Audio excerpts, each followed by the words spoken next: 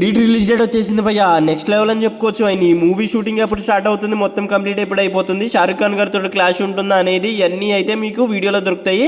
Last వరకు చూడండి, అస్సలు మర్చిపోకండి. ఈ క్వశ్చన్స్ అన్నిటికి ఆన్సర్స్ అయితే వీడియోలో ఉంటాయి. ఇక కంటెంట్ లోకి వెళ్ళిపోతే సందీప్ రెడ్డి వంగ గారు అయితే లేటెస్ట్ గా మనకి ట్విట్టర్ లో ట్వీట్ చేయడం జరిగింది భయ్య. ఈ మూవీ అయితే మనకి March 5, 2027 అయితే రిలీజ్ అవబోతుంది. నెక్స్ట్ లెవెల్ అని చెప్పుకోవచ్చు. అఫీషియల్ అనౌన్స్మెంట్ భయ్య. ఇప్పుడు వరకు అయితే ఈ మూవీ December 5 రోజు వచ్చి అయితే SRK గారిది మనకి కింగ్ మూవీ అయితే ఉందో దాంతో క్లాష్ అవుతుందన్నారు.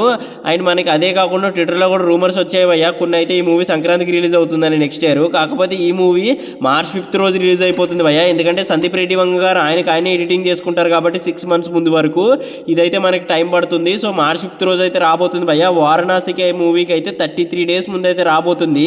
నెక్స్ట్ లెవెల్ హాలిడేస్ ఉన్నాయి భయ్య ఈ మూవీకి. నాకు తెలిసిన 33 daysలో మెయిన్లీ మనకి 10 days అయితే హాలిడేస్ వస్తాయి. వేరే లెవెల్ అని చెప్పుకోవచ్చు భయ్య. వీకెండ్స్తో కలిపి అయితే 15 days అవుతుంది. నెక్స్ట్ లెవెల్ మాస్ తాండవం అని అనుకోవచ్చు. అండ్ డాన్లీగా అనౌన్స్మెంట్ కూడా మనకి వచ్చేస్తుంది భయ్య తొందరలోనే. మార్చ్ మంత్లో అయితే బర్త్డే ఉందంట, March 1కి. ఆ రోజు అయితే వచ్చే అవకాశం ఉంది.